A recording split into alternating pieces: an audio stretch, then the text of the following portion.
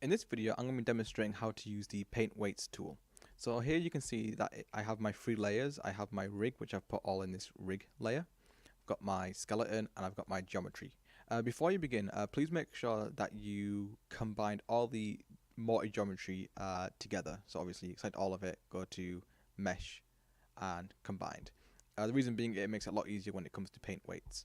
So I've already skinned this Morty rig. So if I just move the arm around, for instance, you'll see that the geometry deforms uh, based on the joints. But we can see that there are some influences in areas that there really shouldn't be.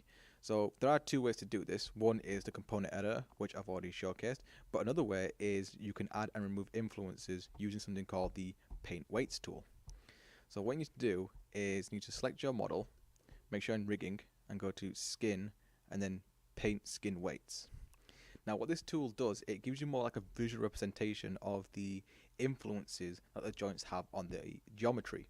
So if I go to hip L right now, we can see that this particular joint here, whatever's in white is what it's influencing. Everything that's black is meaning that there's no influence. What you can do actually is if you scroll down, you can put on this color ramp instead. Red meaning that it's got full on influence, going toward blue straight to black, meaning that there is pretty much no influence whatsoever. And this all works on a value of 1 and 0, just like in the component editor.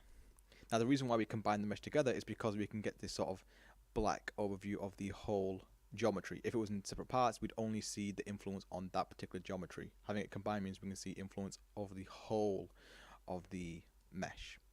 Now before we begin with this, what you can do is, what a lot of people do is they might do like a test animation. So you can see here that I've done like a nice simple sort of leg movement where Morty stretches his leg out, and we can see how the leg joints influence other parts of the geometry. So we can see on the, I believe this is the left leg, I keep getting confused sometimes, the right leg.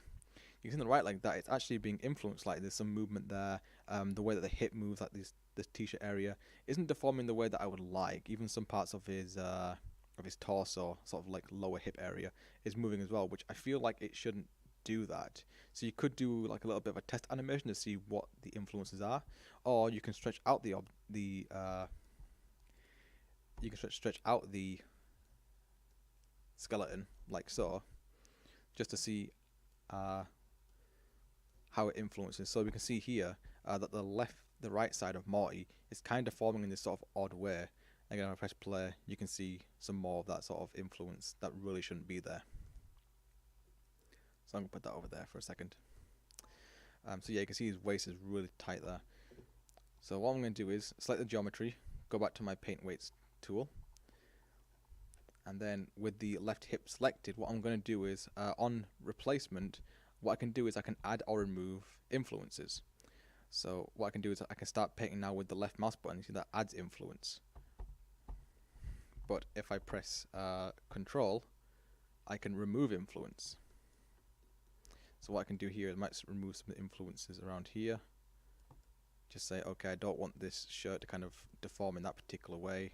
See the back of the shirt as well. It's kind of deforming in a way that I really don't like.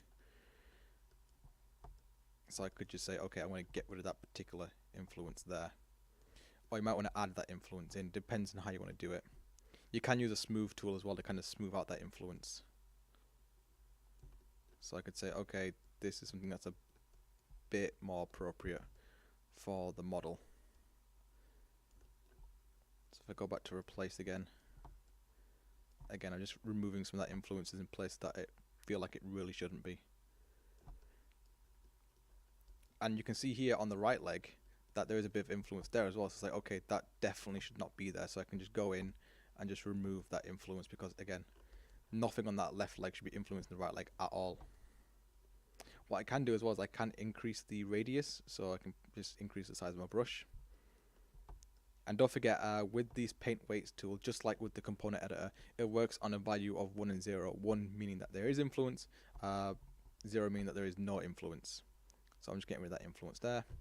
And what I can do is I can start moving down the leg as well. So I'm going onto the knee here as well, and I'll just remove any sort of influences. You can see there was a tiny bit of influence on that right leg, so I'm just removing that completely. So I might just go in there and you see there was a tiny bit of influence there, again, which is something that we don't need.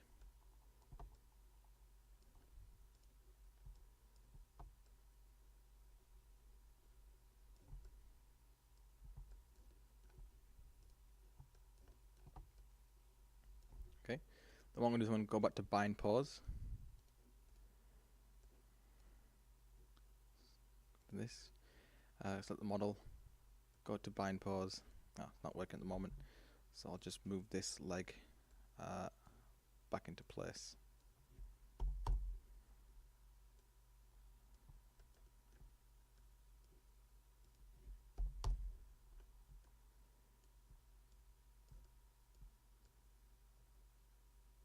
So we can see as well that with the right leg there is some influence on that left leg as well, so you will have to go in and remove that influences. This can be a slightly tedious process as well, so I do appreciate that it can take a bit of time, but it is a really crucial thing that needs to be done, you know, adding and removing those influences to make sure that your model deforms in an appropriate manner.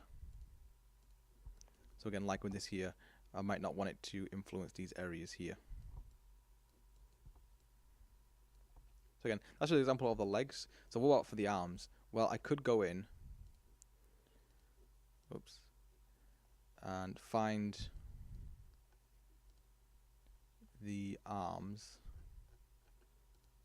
So we'll start off with the right shoulder there. Now we have the clavicle here, which should be influencing areas over here. So I feel like that there should be little to no influence at all. The clavicle should be really influencing this area here. The right shoulder should only be influencing areas around here. So I could just go in and just remove some of those influences around there. But again, what I would suggest to do is to do like a test animation to see just how well this works. So if I just move this arm up here like he's raising it up,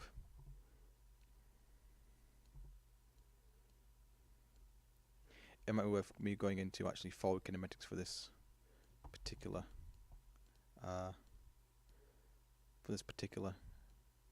one.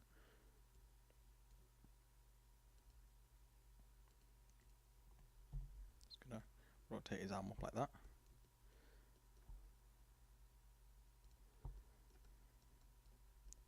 I may want to just go in then and start removing some influences around. So I might go to the right clavicle, and again adding and removing influences where needed. So you see there with the right clavicle, there's for some reason just a lot of influence here on the face, so that just needs to go.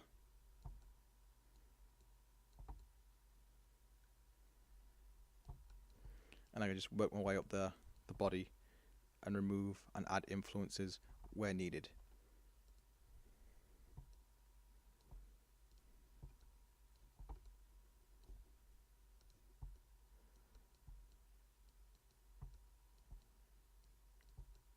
Oops. So that's just a quick demonstration of the Paint Weights tool. What you'll find is that you may be using both, so don't just solely rely on just the Paint Weights editor. You may also want to use the component editor as well. You'll find that you might be mix and match between the two. You may find that, for instance, specific parts of the body, like these edge loops here or these vertices here, might be better using the component editor as opposed to the Paint Weights, because you can kind of get into those sort of smaller incremental details that the Paint Weights tool might not be able to get to. So do go around and play around with the Paint Weights tool. Think about where the influences should be. So if we're doing this spine, for instance, you'll know that when you move this across, you got to think about the real world implications. Was okay, if this was slightly bent, like you're bending a like your spine's bending, where should the influences be? How should this be influenced?